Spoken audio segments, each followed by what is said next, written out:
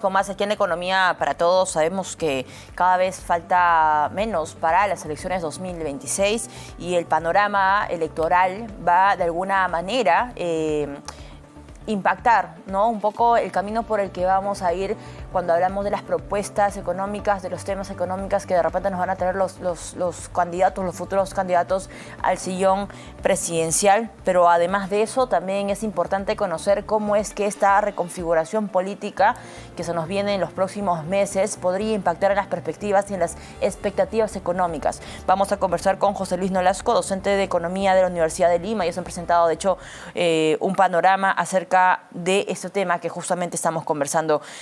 José Luis, ¿cómo está? Bienvenido. ¿Qué tal? Muy buenas tardes, Valeria. José Luis, coméntanos un poco cómo va a pintar, digamos, el terreno en el plano económico ya de cara a las elecciones 2026. ¿Qué cosa de repente ustedes han advertido desde la Universidad de Lima?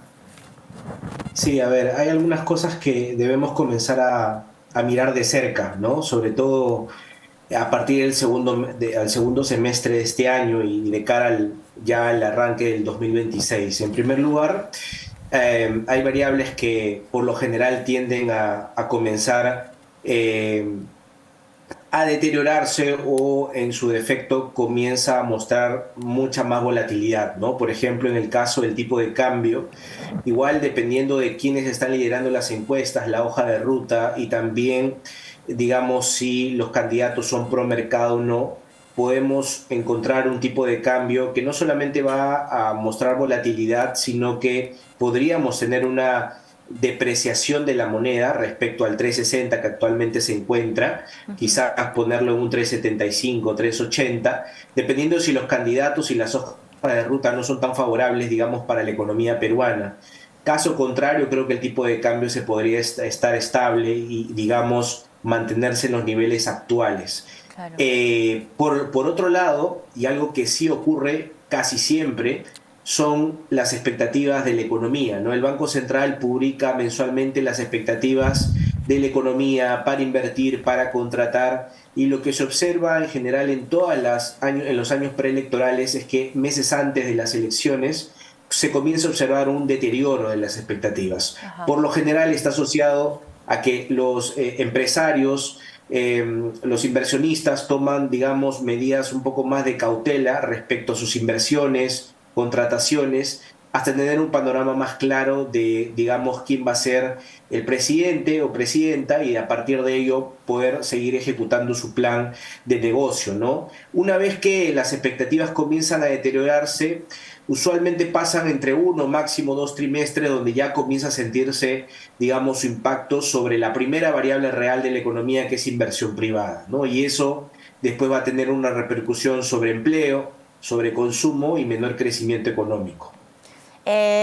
José Luis, ¿qué tanto va a impactar, ¿no? De alguna manera las elecciones 2026 el panorama internacional? O sea, lo que está ocurriendo, por ejemplo, con Estados Unidos y lo que podría esto impactar o desatar en economías como la economía china, ¿no? O el PBI incluso de la economía global. O sea, ¿esto va a tener algún punto de participación en nuestra economía, que es una economía bastante emergente?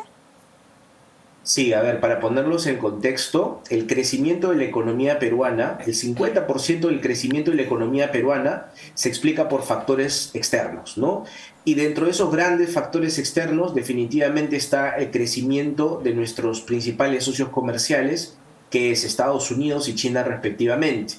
Ahora bien, digamos, en esta incertidumbre que actualmente se viene mostrando debido a la subida de aranceles que se dio desde enero de este año con el ingreso de Trump a la presidencia de Estados Unidos y después de, digamos, estar en los siguientes meses, estar subiendo aranceles, retrocediendo, intentando negociar, creo que la incertidumbre que está generando en el mundo hace que cada vez se tenga una menor perspectiva de crecimiento mundial. Hay un riesgo de recesión que todavía no se ha materializado. Creo que eso es algo a monitorear en los próximos trimestres.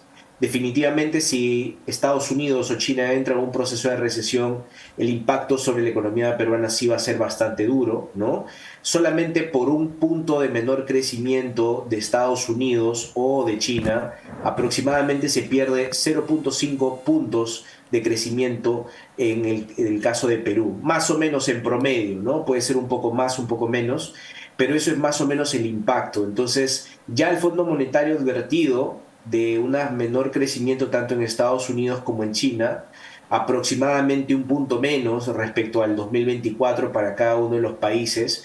Y creo que, de nuevo, lo que estamos viendo, avisorando, es que si esto se intensifica, de nuevo vamos a tener un riesgo de menor crecimiento para el 2026 de todas maneras, ¿no? Por el frente, al menos externo.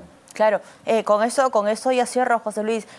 ¿Cuáles son los puntos que van a estar en agenda ya, o sea, digamos, que serán transversales para los candidatos el próximo año? O sea, tenemos temas como la inseguridad, la minería ilegal. ¿Qué va a estar, digamos, presente en estas propuestas o estos discursos también?